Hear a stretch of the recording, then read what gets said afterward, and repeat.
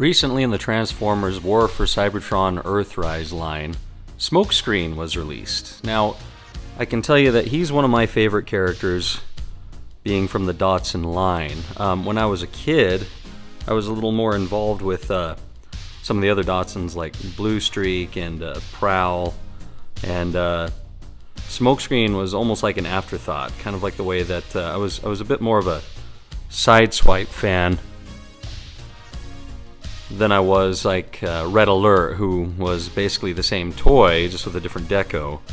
My brother, however, was much more into Red Alert and a lot of these second season characters like Smokescreen. I know one of his favorite episodes was always The Gambler, which featured Smokescreen quite prevalently. Now, for this Earthrise line, they have really taken what was essentially originally something of this masterpiece level design and compact it to a nice affordable version that's also pretty well in scale with many of these other guys. There's one thing that John Warden and those guys at Hasbro have been doing the last couple of years is putting things into scale.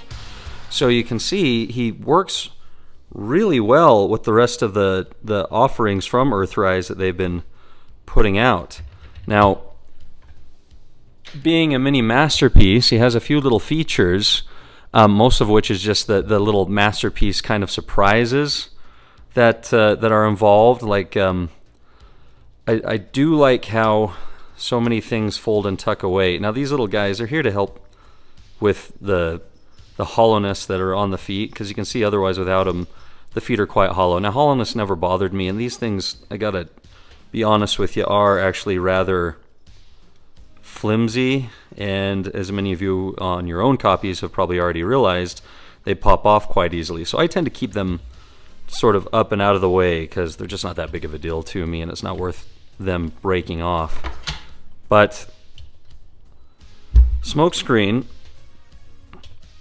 is not only looking good in just about every angle, but he's also quite posable, as you can see. I'm not going to bother going through articulation, because like I say, if you've already seen this video, or if you're watching this video, then you probably already got your hands on this guy and have already been enjoying him and figuring out his articulation.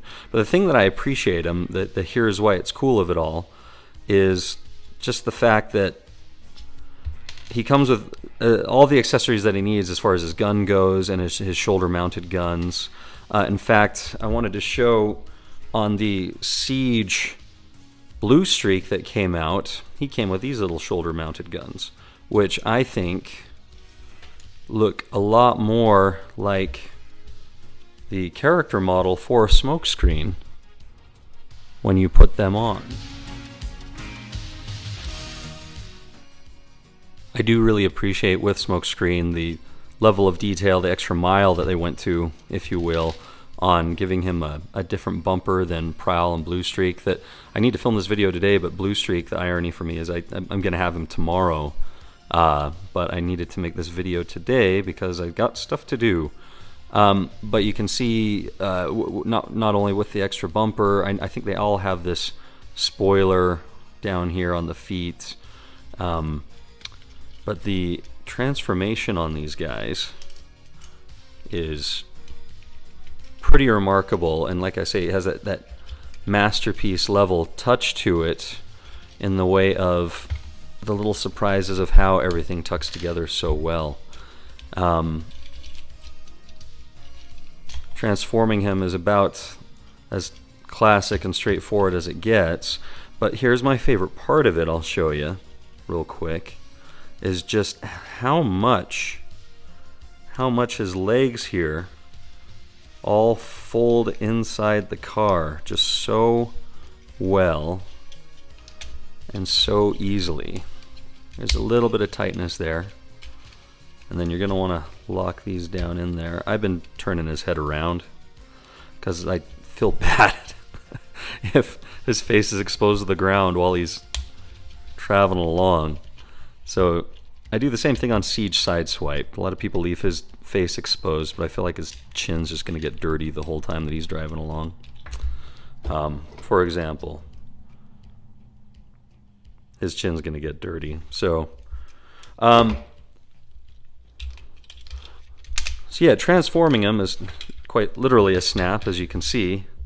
But just the fact of how well he actually goes with some of these other cars in the Earthrise and even Siege line, depending on how you, if you get any repro label stickers like I have, or I don't know if you've noticed, there's a few of these guys I put my own little touched up paint taps on, including this grapple, as you can see, and Prowl hanging out back there.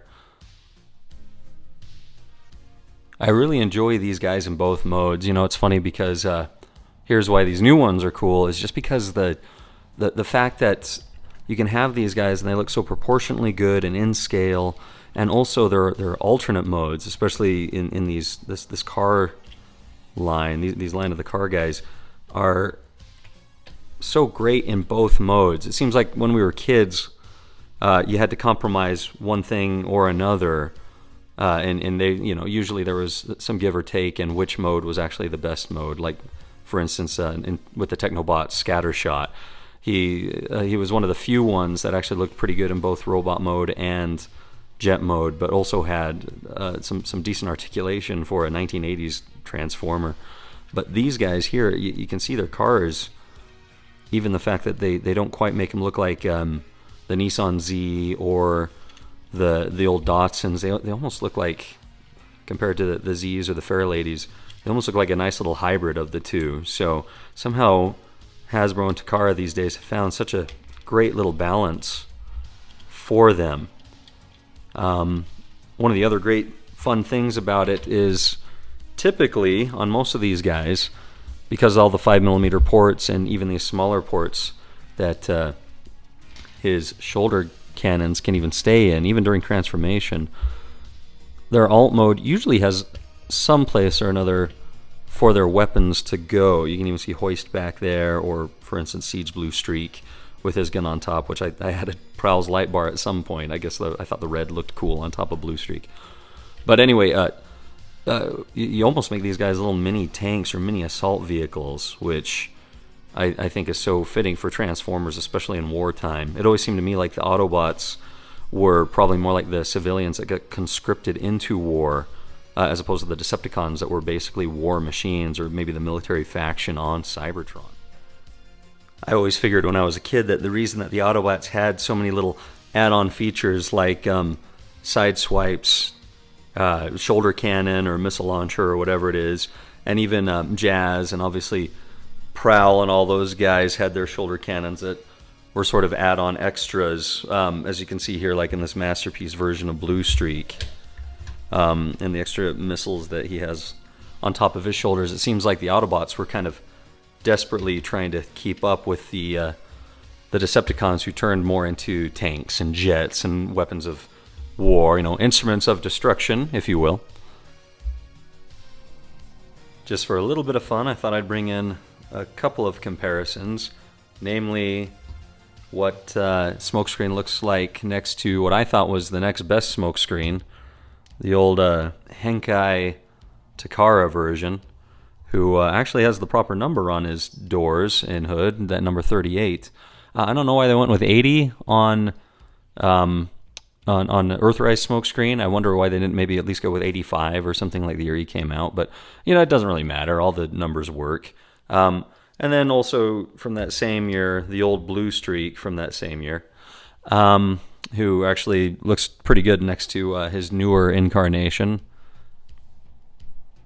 And for fun, here he is next to Earthrise, Siege Barricade. I guess Earthrise Barricade is still on his way, who will be in the same mold, but with more or less these colors as Earthrise Smokescreen. And that is Transformers War for Cybertron Earthrise Smokescreen. I can't wait to get Prowl. I'm probably going to take these little nubs, that shoulder cannons that came with Smokescreen, and I'm just going to keep using these Blue Streak ones because I don't think he'll be needing it where he's going in the box for a little while. But once I get the Earthrise blue streak. But I'll probably give these shoulder cannons to Prowl, who's coming out with Ironhide in about 2 weeks. And, you know, I'll probably paint them up white and maybe even temporarily use them for Smokescreen. So they match with the nice bits of white that are on him. Here he is next to his old buddy DevCon that he met on, you know, the gambling planet. And also you can see one of my old favorites of his Combiner Wars version that I went ahead and added quite a bit of paint to. Anyway, thanks again for watching. Hope you enjoyed the video. Let me know what you think in the comments. And we'll probably see you next time. Bye-bye.